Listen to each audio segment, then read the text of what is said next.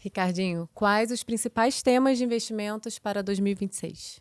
Carol, para 2026 a gente vê 4 principais vetores que devem influenciar os investimentos. O primeiro é como que vai ser a condução da política monetária pelo Fed, se a gente vai ver uma manutenção desse nível de juros ou uma continuidade na sequência de corte. O segundo é se essa tese de exuberância de inteligência artificial vai se continuar, e a gente vai continuar vendo uma adoção pelas empresas com relação a essa nova tecnologia. O terceiro, que acaba sendo uma consequência desses dois primeiros, é o nível do dólar. Se a gente vai ver um dólar um pouco mais forte ou ainda um dólar fraco, como foi no ano passado. E o quarto é, dependendo desse nível do dólar, como que isso vai respingar em outras regiões. Então, avaliando 2025, o dólar fraco foi positivo para mercados emergentes. Se a gente vê uma sequência de dólar fraco, isso também pode acabar impulsionando aí numa sequência positiva para outras regiões também. Perfeito, Ricardinho. Vamos entrar no detalhe. 4 temas muito interessantes e fundamentais que o investidor global precisa se guiar, né? Acho que vai ajudar para investir agora em 2026. E a gente também vai falar sobre Brasil. Então acompanhe a gente nesse primeiro episódio de 2026.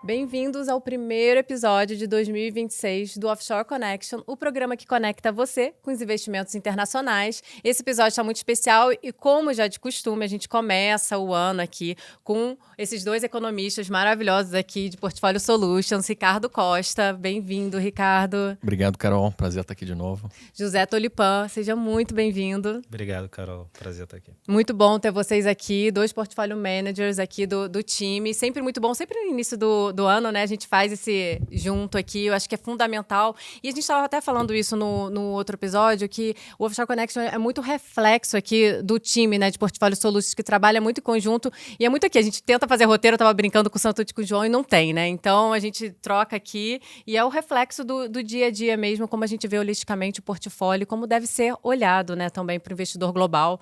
Então, eu gosto de trazer também o Tolipan para falar sobre o Brasil e esses impactos. Vamos dar um guia aqui para os nossos investidores globais, como investir ano que vem, em 2026. Tá? E eu acho que, sim, o Ricardo começou falando dos principais temas, né, para o investidor global, que acaba impactando para o investidor aqui quando está olhando o Portfólio Brasil. Mas vamos começar contextualizando cenário macro, né? Aproveitar aqui os dois economistas para a gente falar sobre isso. Contextualizando, não tem como a gente não falar rapidinho sobre 2025, mas 2026, né? O que a gente está olhando e como isso contextualiza para o investimento em 2026. Tá, Ricardinho, acho que começa por você. E aí vamos trocando uma figurinha aqui, nós três. Legal. Não, vamos lá.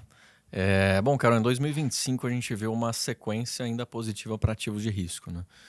Muito que se esperava talvez alguma moderação, né, de performance, porque a gente já vinha numa sequência de 2 anos muito favoráveis, a gente não viu essa moderação, né? Então a gente teve ainda essa exuberância, né, que a gente mencionou das empresas de tecnologia, mas isso não foi realizado sem nenhuma volatilidade, né? A gente viu a questão do Liberation Day, né, alguma incerteza de tarifas, que gerou para o investidor algum receio com relação a, vamos dizer assim, essa segurança nas instituições americanas, né? Se a gente estava vendo alguma deterioração nesse sentido. E aí você falou tanto de economista, né? Acho que vale citar aí uma referência de economista, que os economistas estão aí para os meteorologistas não parecerem tão confusos, né? Para um termo mais politicamente correto. E a verdade é que se a gente pega as projeções dos economistas com relação às tarifas, quase todas estavam incorretas, né? A gente avaliava que, diversos economistas, né, avaliavam que, dependendo do nível da tarifa, você teria alta chance de uma recessão na economia americana, né? Claro que isso impactou confiança no momento, isso impactou projeção de investimento, etc. Gerou muita volatilidade, né? Muita volatilidade, muita incerteza, né? Afetou a própria, né, poupança das famílias, afetando o consumo, etc. Agora, o que a gente viu é que a economia americana ela continuou crescendo, mesmo com aquele impacto inicial das tarifas. As tarifas foram sendo suavizadas ao longo do ano, né? Claro, vale mencionar aí que teve um pouco esse efeito, mas o resultado micro das empresas dentro dos Estados Unidos está tão saudável, o resultado micro das famílias tá também ainda com uma saúde financeira tão elevada, né, que a gente continuou vendo, né, esse crescimento dos Estados Unidos ainda num patamar muito robusto, né? Muito se avaliava se a gente teria, né, um crescimento muito forte, de novo, né, dado a sequência de anos muito positivos que a gente teve, e um risco também adicional, né, nesse cenário é que se os Estados Unidos crescesse nesse nível, isso poderia respingar em inflação, né? E o que a gente viu é que a inflação, ela, de certa maneira, teve alguma moderação, as tarifas atrapalharam, né? Claro, um pouco nesse caminho, mas isso não impediu o Fed de continuar a sequência de corte. Então, olhando esses dois conjuntos, né? Inflação um pouco mais moderada, corte de juros, crescimento saudável, com um micro ainda muito favorável, foi um prato cheio para investidor, né? Para os ativos de risco, né? Então, a gente viu uma ligeira compressão de spread, ainda um valuation da bolsa, né? Ligeiramente aumentando, mas muito do que a gente viu da performance, né? Vale ressaltar aqui, ela foi baseada em fundamentos. Não foi baseada numa expectativa melhor à frente, né? Então foram os fundamentos de crescimento de lucro, os fundamentos de queda de juros, né, etc., que resultaram nessa boa performance dos ativos americanos. E aí, trazendo o contexto restante do mundo, a gente viu um efeito contrário, né? Então, quando você olha a boa performance da bolsa europeia, da bolsa chinesa, né, e outras regiões, a gente vê que muito do resultado veio de expansão do valuation e não de expansão do fundamento do lucro em si, né?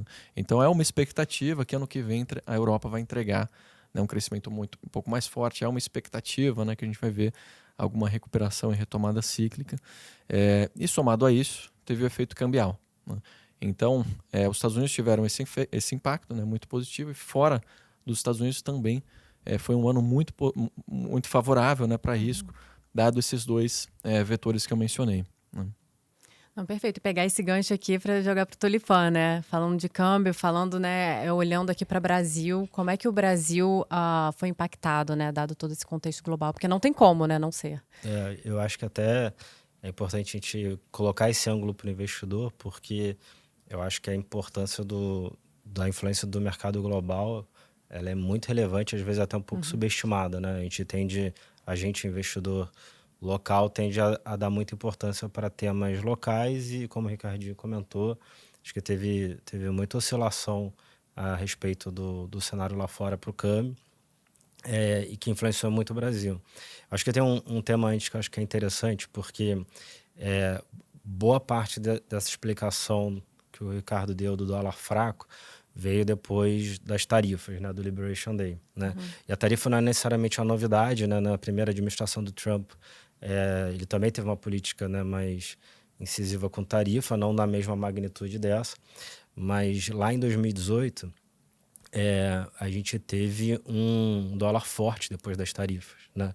E se você pensar, o Trump introduziu tarifa, o dólar se enfraqueceu, ou seja, as outras moedas elas desvalorizaram para você voltar a ter competitividade, né, com os produtos que estavam sendo tarifados. Então tinha um sentido econômico por trás, né? E 2025, né, se você, Carol, tivesse me dito assim, Tulipã, vindo do futuro e o Trump vai ser muito forte nas tarifas. Eu vou falar, bom, lá em 2018 o dólar ficou forte, então agora o dólar vai ficar mais forte ainda. E não foi o que aconteceu. Aconteceu o oposto, né?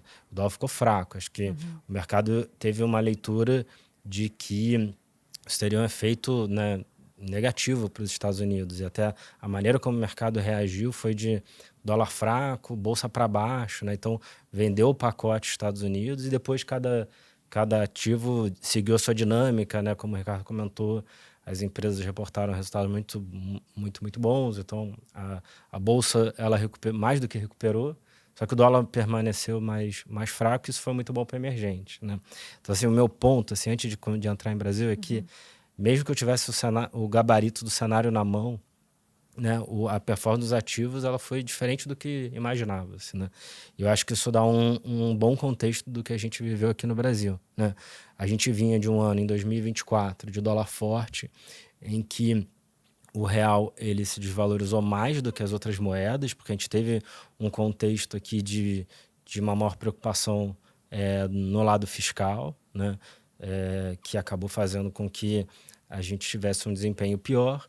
E 2025 a gente teve um desempenho melhor, né? Nesse ambiente do dólar fraco, o real se desempenhou melhor, talvez porque o ponto de partida era de uma moeda mais valorizada, porque a gente tem juros mais altos do que outros países, mercados emergentes.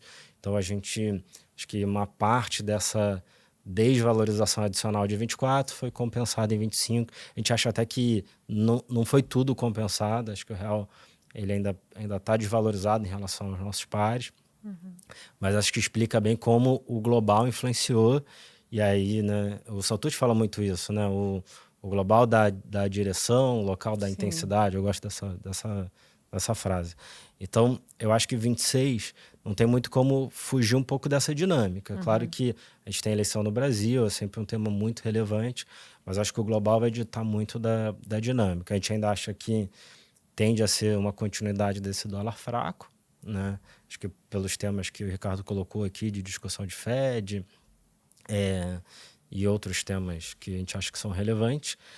E o Brasil ainda tem um juro muito elevado, então a gente acaba tendo, vamos dizer, um potencial de atrair, né, fluxo com ativos ainda desvalorizados, que faz com que a gente seja uma região atraente do ponto de vista de fluxo de capital. Tá?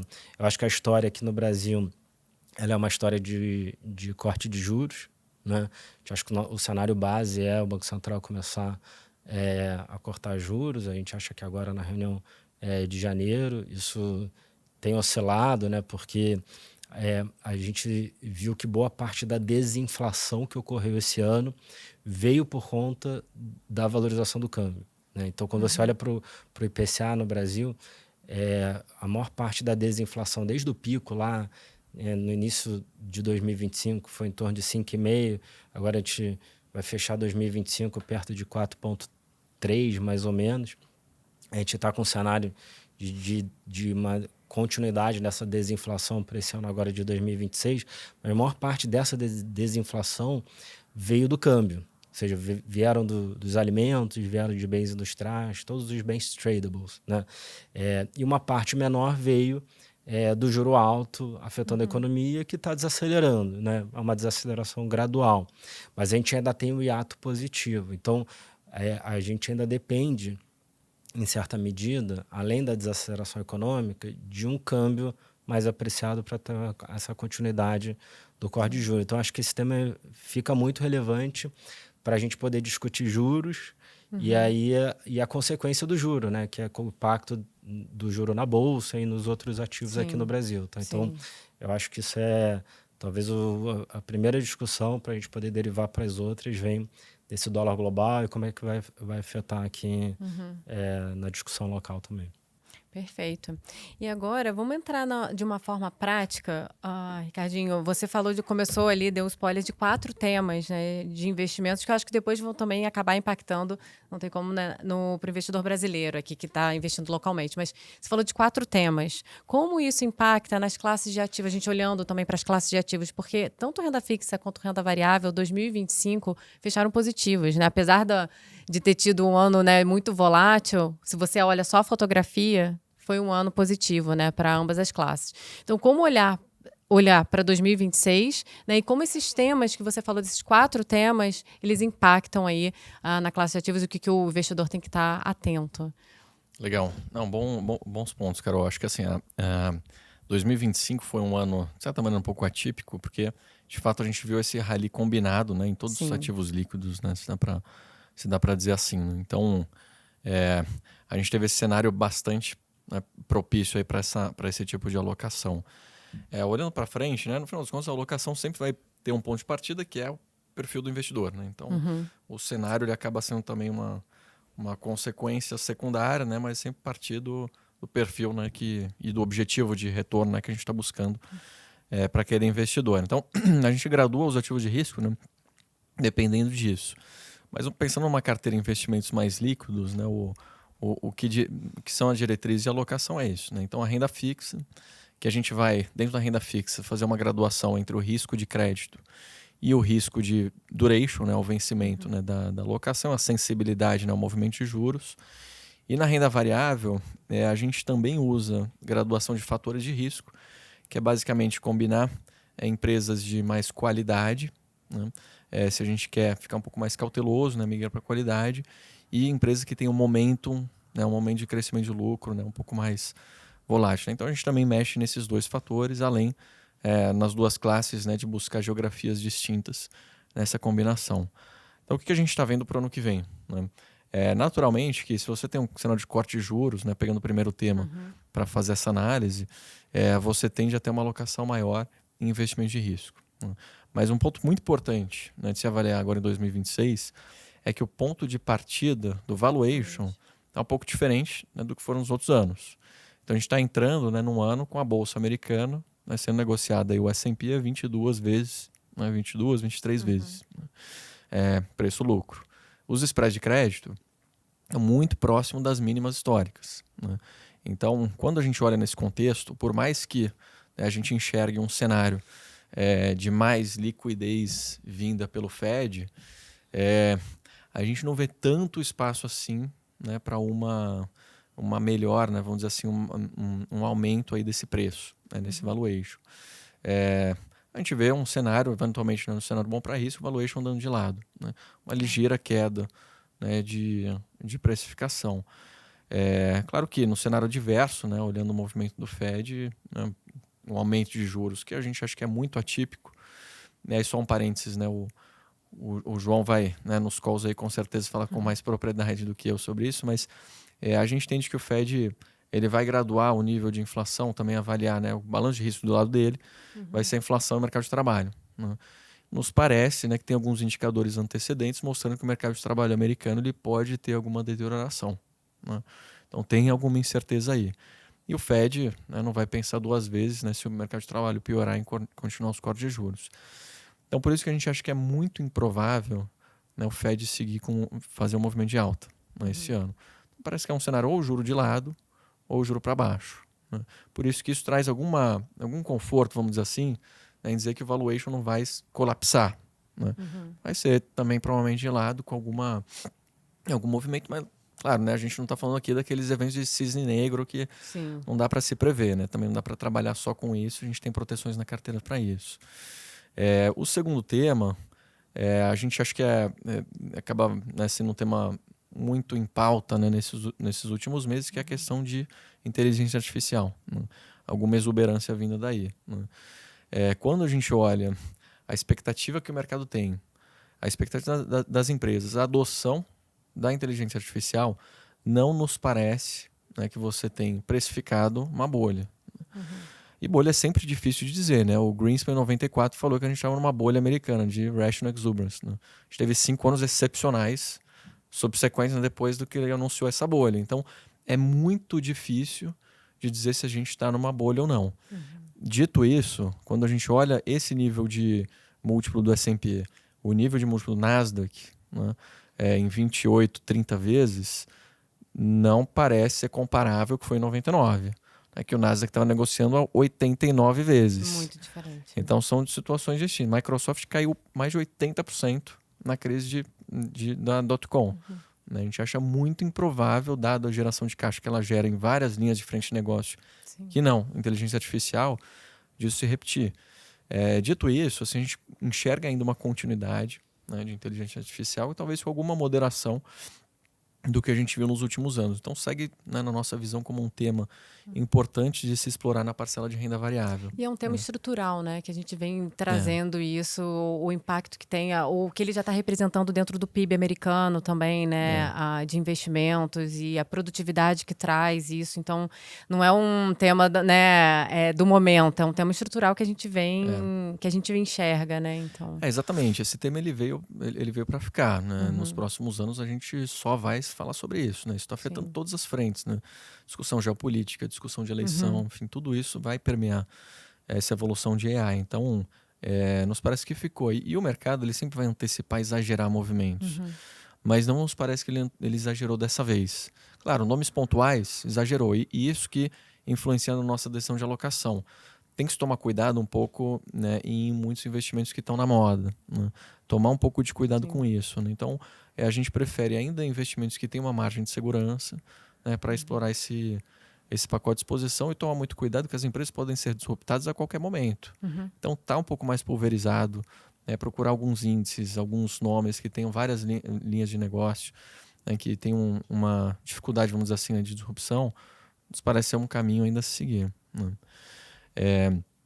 E aí só passando rápido nos outros pontos, né, o dólar acaba sendo, né, um tema bastante complexo de se antecipar, né? Então a gente acha que vai ter muita certeza. Aí, como o Tolipan mencionou, então é um cenário de dólar um pouco mais fraco porque o governo americano quer isso, né? Essa é uma estratégia do governo americano embora ele não tenha as ferramentas claras para executar isso. É a diretriz que ele quer seguir. E o último tema, né, mercados emergentes, a gente acha que também é uma tendência a se seguir. Né? Só um parênteses, né, para deixar talvez o Tolipa com mais propriedade explorar esse tema de emergente. Mas a gente, na literatura, né, de investimento, vê que os investimentos eles acabam tendo momentos muito bem sucedidos quando você tem dois fatores. Né? Um fator de momentum, ou seja, que ele está repetidamente, né, com uma boa performance, né? Então tem aquele momentum, né, de continuidade, e valuation barato. Né? Quando você combina esses dois fatores, momentum com valuation abaixo da média histórica, é muito difícil de interromper um ciclo de rally. Né? Isso acontece para diversos ativos. Né? E nos parece que o mercado emergente foi pego um pouco por aí. Né? Tem um ponto de partida de valuation muito barato e ganhou esse momento de atração com o dólar mais fraco. Né? Então, se você continuar com esses fatores, né, a gente acha que tem muito espaço para acontecer. E o fundamento de emergente está bom. Né? Muito mérito de alguns países emergentes que fizeram o dever de casa e estão fazendo, né, em termos fiscais, e demérito de países envolvidos que conseguiram piorar, né, essas contas públicas. Né? Então, a gente viu o Reino Unido, né, fazendo uma lambança de conta pública. Mesmo o Japão teve muita incerteza fiscal, né, que a gente viu nesse sentido. França nem se fale. Então, quer dizer, quando você teve uma incerteza desse lado, né, o investidor que quer um pouco mais de segurança, falou, poxa, tem emergente com uma situação fiscal muito melhor que os outros países, me pagando muito mais, né, de prêmio de risco. Então, esse fluxo, né, parece que foi muito favorável e ainda tem muito dinheiro para ser realocado. Né?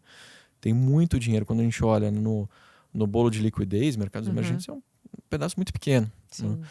Então, acho que esse é um tema bastante importante, né, que tem que se olhar ao longo do ano para avaliar se as condições vão permanecer. Né? Acho que nesse contexto, assim, se a gente olha a Bolsa no Brasil em dólar, né, em 2025, a gente andou muito próximo do México. Né? Até o último dado estava um pouquinho atrás do Chile, a Colômbia acabou andando mais, mas se olha para as melhores bolsas no mundo, são todas a América Latina, com exceção da Coreia do Sul, que foi super bem. Depois a África do Sul um pouquinho para trás, mas sim, você teve um destaque muito grande da região, né? Que era uma região que estava com valuation bem atraente e ficou muito tempo, né, sem fluxo. E com pouco fluxo já foi suficiente para fazer, né, uma reprecificação de uma ordem de grandeza muito relevante. Né? A MSCI Latam foi um grande destaque, né, do ponto de vista de alocação global em 2025. Né?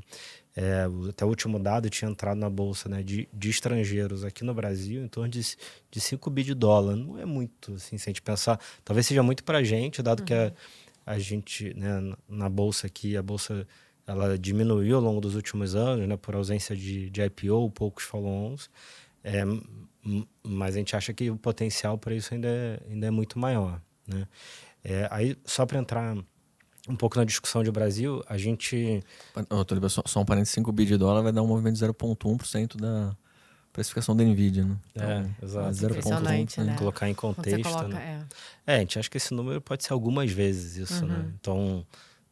acho que o potencial é muito, muito grande. E tem outro ponto, a gente acha que o Brasil é bem posicionado em relação aos pares da América Latina.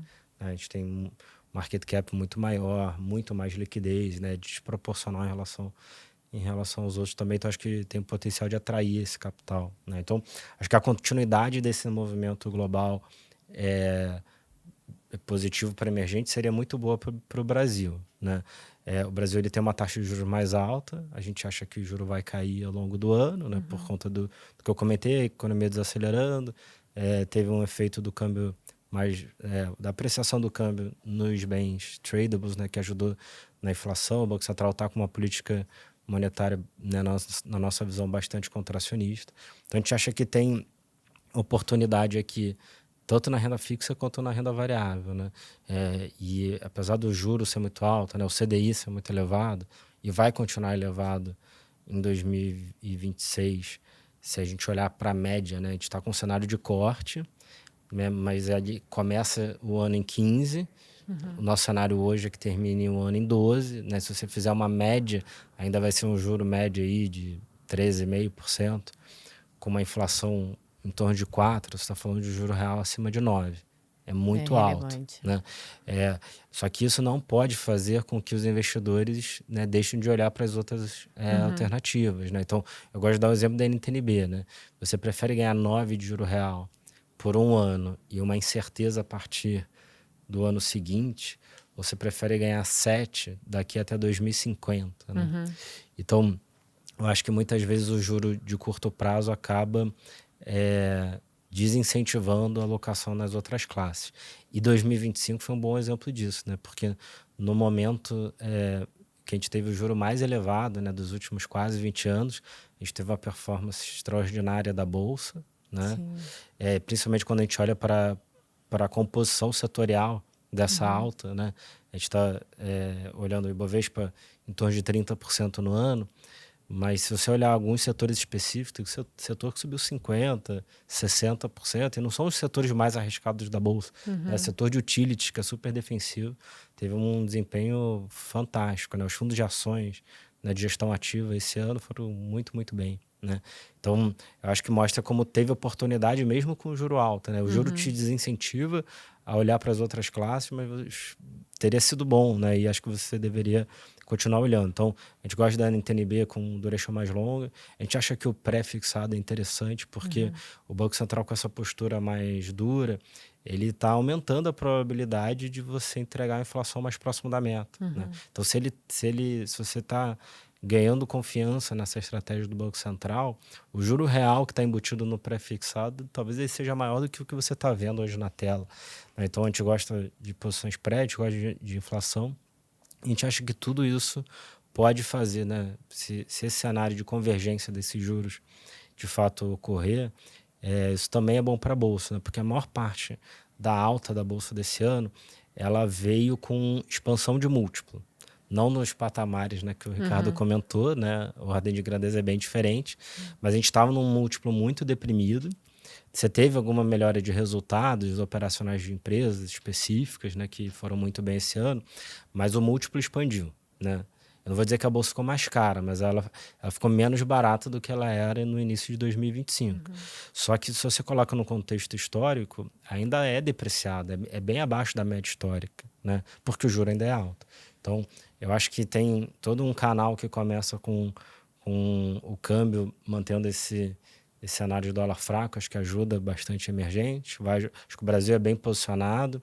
Isso vai ajudar o juro a continuar nesse cenário de juro mais fraco. Né? Assim, o Banco Central ainda não começou a cortar, mas a gente acredita que é o cenário base. E isso vai ter um efeito positivo nos outros ativos aqui no Brasil também. Perfeito, muito bem contextualizado. E agora, para finalizar, Ricardinho, o que você diria para o investidor global, olhando agora 2026, né? Quais são os principais destaques, assim, onde ele tem que não onde ele tem que alocar, porque a gente nem pode falar isso, né? Mas, assim, olhando para o portfólio, na sua alocação, como você vê uma alocação saudável, dado todo esse contexto que a gente está olhando? A gente vai olhar mais para emergente também, pensando setorialmente, né? Ação, você já falou um tema que é muito importante, inteligência artificial. Como é que você olha ali? Porque acho que tem boas oportunidades, mas tem que olhar com estratégia, né? É aquilo que você falou, tem que olhar onde há qualidade. Então, qual a sua visão aí como portfólio manager para uma alocação global, independente do perfil, né? Mas olhando assim de uma forma estrutural. Legal. Bom, o que a gente tem avaliado, né, para 2026? Basicamente, quando a gente tem esse contexto de valuation um pouco mais elevado, o seu portfólio, a sua alocação, ela fica mais suscetível a correções. Natural, né? Tá um pouco mais caro. Então, se você voltar para a média ou um pouco abaixo da média no cenário de aversão a risco, você está mais suscetível a essas quedas. E aí a gente tentou fazer um estudo, né, avaliar, né, o que pode suavizar esses movimentos. Né? Quais ativos que a gente tem que combinar para deixar uma carteira mais equilibrada. E a conjuntura, né, que a gente tem, ou a gente espera para 2026, ela tem deixado um pouco mais desafiador esse contexto de buscar ativos, né, descorrelacionados numa eventual correção de mercado. Né? Então, se a gente pegar, por exemplo, né, o movimento da Treasury americana, né, ela não funcionou para suavizar a correção do Liberation Day, né, de 25 ou outros movimentos de aversão a risco. O próprio dólar, né, ter uma alocação em dólar versus euro, né, versus outras moedas envolvidas, também funcionava como, né, de certa maneira, aí uma proteção, não funcionou de novo. E em japonês, mesma coisa, também não funcionou uma proteção. Então, o contexto que a gente está vivenciando hoje, né, dessa incerteza fiscal de alguns países envolvidos, o Fed cortando juros com a inflação ainda alta, algum risco de incerteza institucional americana, tem deixado, né, mais desafiador o nosso trabalho aqui de alocador, né, o que é legal para a gente. Né, então, deixa um pouco mais desafio aí para o nosso dia a dia. Dito isso, o que a gente avalia que é uma boa maneira, né, de se implementar aí as alocações de portfólio? Tá atento nessa movimentação um pouco mais ativa. Né? Então, eventualmente, poxa, o múltiplo da bolsa, o preço da bolsa ficou muito mais caro, né? A gente já vê o mercado antecipando muito dessas boas notícias. Vamos reduzir um pouquinho aqui. Né? Então, vamos fazer na gestão ativa esse trabalho de suavizar as quedas. Né? Eventualmente, pagar um prêmio por uma proteção, reduzir, né, a bolsa nas horas, né, devidas e, claro, também ter a disciplina de aumentar quando a gente acha que faz sentido. Né? Uma boa fonte de remuneração e rentabilidade do investidor, né, cotando aí o próprio, né, falecido David Swensen, né, que fazia muito isso no Endowment de Yale, é rebalancear. Né? Então, poxa, o mercado mudou muito, rebalanceia. Né? Essa é uma disciplina que acaba sendo muito bem paga em movimentos de mais alta volatilidade. A gente acha que com o múltiplo alto isso vai se manter. Né? Acho que só um ponto que a gente discute bastante, né, e certamente alguns investidores aí que estão com a gente devem ter essa dúvida, é se o ouro não vai funcionar como esse ativo. Né? E dando a cara a tapa aqui, né, tentando responder essa pergunta super difícil que a gente, como alocador, não gosta muito do ouro. Tá? Nesse sentido, buscando esse sentido, né, e só tentando explicar um pouco do porquê. Nosso trabalho de alocador é avaliar quais são os fundamentos por trás dos ativos, esperar um retorno, né, avaliar um retorno esperado em cima desses fundamentos e montar, como você bem disse, uma carteira que vai atender a tolerância de risco e o objetivo de retorno dos clientes. Né? Na teoria é um trabalho super fácil de fazer, na prática é um trabalho super ingrato, né, e difícil. Porque no meio do caminho vai ter essa incerteza, essa volatilidade que vai afetar. Agora, no longo prazo, esses ativos eles vão convergir para os fundamentos. Né? Quão longo é esse prazo, né? Também é difícil de dizer. Dito isso, o ouro ele sempre teve alguns fundamentos que direcionaram ou que explicaram muito bem a rentabilidade. Nível de juros, nível do dólar, crescimento, inflação, etc. Então, se você pegasse essas variáveis, você conseguirá modelar uma boa projeção de retorno do ouro, né? Até 2024. Né? 2024, o resultado do ouro começou a se quebrar e 25 então quebrou de vez. Né? Nenhuma regressão explicava aquele resultado do ouro. O que explicava? Fluxo. Né?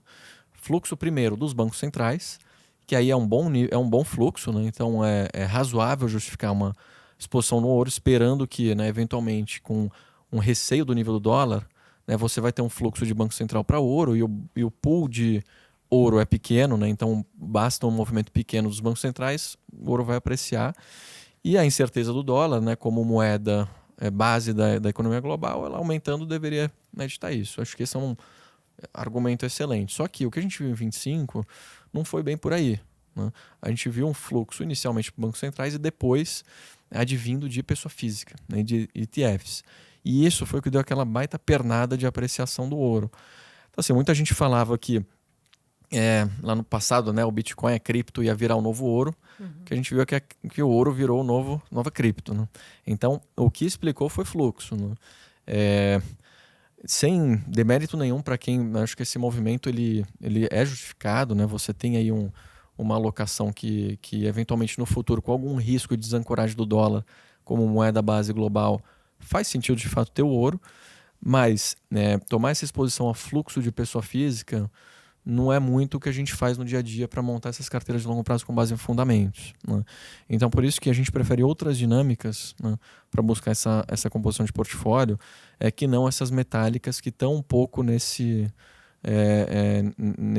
questão mais de fluxo de alocação. Tá? Então, por isso que a gente acha que o caminho para buscar uma alocação equilibrada está muito mais nessa disciplina e buscar uma gestão ativa para sempre ir atrás dos fundamentos, né, ao invés de buscar uma bala de prata como o ouro, né, algum outro nome que vai, né, eventualmente deixar o portfólio mais equilibrado. Não é tão trivial assim achar essa bala de prata na conjuntura atual. Sim, não, perfeito. Foi muito bom ter trazido esse ponto, porque a gente escuta muito isso e é bom trazer essa visão sobre ouro. E agora, então, para finalizar, olhando para a carteira, renda fixa, como é que, começando o ano, né, agora, não vamos dizer assim, até o final do ano, mas começando o ano, como é que você olha essa classe de ativos de renda fixa? A gente está mais investment grade, a gente está olhando para high yields, como é que está isso? E renda variável? Legal. A gente tem alguma incerteza ainda com a continuidade desse nível de spread de crédito.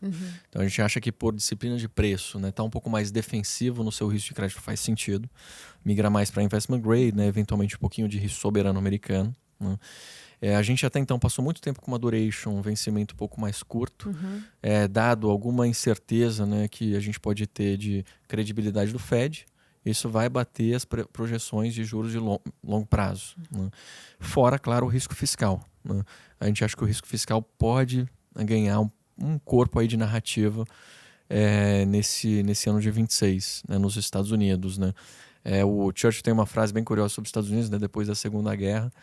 Depois os Estados Unidos, né, de fato ajudou, né, a Europa na Segunda Guerra. Ele falou, olha, você sempre pode esperar que os Estados Unidos vão fazer a coisa certa. Isso depois eles tentarem de tudo, né, para chegar na coisa certa. Então, quer dizer, a situação fiscal vai ser a mesma coisa. Né? Os Estados Unidos vai tentar de tudo, né, de expansão de gastos, de Obamacare, de etc. Mas, eventualmente, né, você pode ter algum direcionamento fiscal que vai ancorar isso. Agora, a gente viu uma elevação de juros generalizada no ano passado, né, de 2025, de países envolvidos, e os Estados Unidos ficou fora disso. Né? A sua taxa de 10 anos ela caiu ligeiramente, né, em 25. É difícil avaliar, né, um contexto que todos os envolvidos estão com juros mais elevados, né, nas máximas dos últimos 30, 40 anos, que isso não vai contaminar, né, o juro americano. Então, por isso que duration, acho que tem que se tomar, na nossa visão, um pouco de cuidado aí. Né? Eventualmente não usar, né, a duration longa como esse equilíbrio de portfólio que funcionou no passado, mas sim ter, né, um prazo um pouco mais médio, intermediário e curto, fazer essa combinação de carteira e usar isso como esse alongamento de duration de maneira mais tática. A gente está entre 4 e 5 anos? Mais perto dos 5 agora, mas até aí. Legal. Ótimo, prestar atenção, né? Aqui traz a resposta, mas tudo com fundamento. É por isso que eu sempre trago vocês, porque é sempre uma aula. Então, Lipa, para finalizar, olhando o investidor local, né? Você já falou onde vocês são construtivos na renda fixa, né? Você já deu aqui a sua visão. E aí, olhando também, você falou renda variável, a Bolsa, né? Ela está aparecendo, tem um potencial grande. Como é que vocês estão olhando para a alocação do portfólio local? Então, Carol, a gente gosta bastante da renda fixa aqui no Brasil, né? Tanto pré-fixado quanto atrelado à inflação. Dentro do crédito, 2025 a gente viu um fechamento dos spreads muito relevante, né? Como o Ricardo comentou lá fora, aqui no Brasil foi um grande tema em 2025, né? Nos isentos a gente viu um fechamento muito relevante. A gente acha que tem que ser bem diligente e cuidadoso com a seleção do crédito, né? Porque a partir de agora os spreads já estão mais fechados, então a gente gosta muito de ter gestão ativa no crédito privado, que ainda é uma classe que a gente gosta bastante por conta do nível dos juros reais e dos spreads em alguns casos, mas olhando como um todo, os spreads fecharam bastante. Tá? Então é uma classe que a gente ainda tem, mas tem que ter o cuidado e a gestão ativa na seleção do crédito. Olhando do ponto de vista de classe de ativo, a gente acha que o pré-fixado tem um prêmio hoje que parece excessivo, principalmente com uma duration um pouco mais longa. Tá? Acho que o Banco Central tem feito um trabalho de ancorar as expectativas de inflação e isso não necessariamente se refletiu 100% no mercado, né? Nas inflações implícitas. Então tem uma gordura ali que a gente acha que dá para capturar. E a gente acha que os juros mais longos, atrelados à inflação, também estão excessivamente premiados. Tá? Então, a gente tem focado bastante na renda fixa, mas se esse nosso cenário se concretizar, né, de que esses prêmios ao longo do tempo vão sendo capturados, né, ou seja, as taxas futuras elas vão caindo, isso vai trazer um benefício para a renda variável também. A gente prefere um pouco mais a renda fixa hoje, porque dado o movimento da Bolsa em 2025, e enquanto o juro de longo prazo no Brasil, o juro real, não caiu tanto, o prêmio de equities em relação à renda fixa, ele caiu. Né? Ele era muito excessivo, ou seja, ele estava apontando para uma alocação em renda variável, bateu a média histórica e hoje está até um pouco abaixo. Pode continuar essa dinâmica de a bolsa continua indo bem, a renda fixa nem tanto? Eu acho que pode, vai depender muito do contexto global, se continuar tendo fluxo, né? É uma classe que também está descontada, então isso pode acontecer sim. Mas como o valuation relativo entre eles agora já está mais para a renda fixa, a gente tem priorizado aqui, vamos dizer, os nossos overweight nessa classe, tá? Uma pergunta que sempre fazem, né? O Ricardo falou do ouro, que acho que é um tema lá fora. Acho que o tema aqui no Brasil é o câmbio, né? E aí, entrando em ano de eleição, é sempre uma pergunta que surge. A gente fez um estudo, assim, você não tem uma conclusão clara de para onde vai o câmbio em ano de eleição, tá? Mas o que a gente de fato consegue concluir, e até porque, fazendo um parênteses, a gente acha que depende muito do dólar global, né? Então, acho que o dólar global, mais uma vez, vai ter uma importância que não dá para a gente subestimar. Mas se você compara o real com as moedas pares, né, assumindo que todo mundo vai ter a direção dada pelo dólar global, como que foi o real em relação aos pares nas outras eleições? A gente tem mais volatilidade do que as outras, né? Em anos de eleições, as caudas, né, se a gente deprecia mais e aprecia mais, né, nas mesmas Prestar janelas. atenção, hein? Né? Então, eu acho que a gente pode esperar uma volatilidade mais elevada. Agora, uma derivada desse estudo que é interessante é que não é necessariamente a eleição que causa uma depreciação do câmbio, um movimento de maior volatilidade, sim, mas a depreciação ela vem mais em momentos onde você tem uma piora do fundamento do fiscal, que foi o que aconteceu em 24, foi o que aconteceu em outros episódios. Só que no ano de eleição, a eleição normalmente domina esse tema local, né? Então, acho que a gente tem que ficar atento a todas essas coisas. Acho que começa pelo dólar global, tem que, obviamente, monitorar a eleição, né? Vai ser muito importante. E acho que tem que monitorar o fiscal também, porque é um tema que foi muito importante em 24, em 25 o mercado deu menos peso, pode ser que em 26 volte para o tema, né? Acho que é sempre uma coisa que tem que monitorar. Perfeito. Não, muito bom, excelente. É sempre uma aula estar aqui com vocês. Eu adoro, é muito bom. Acho que a gente estava falando antes, temos que vir mais vezes, trazer vocês dois juntos. Sempre gosto muito assim desse papo. É muito conteúdo aqui para o investidor que está acompanhando a gente. Então, muito obrigada. Acho que foi um excelente primeiro episódio para começar o ano e guiando aqui os nossos investidores onde investir 2026, né? É isso. Contem com a gente para isso. Estamos aqui para isso. Muito obrigada. E obrigada a vocês que nos acompanharam até aqui nesse primeiro episódio de 2026. Espero vocês no próximo episódio.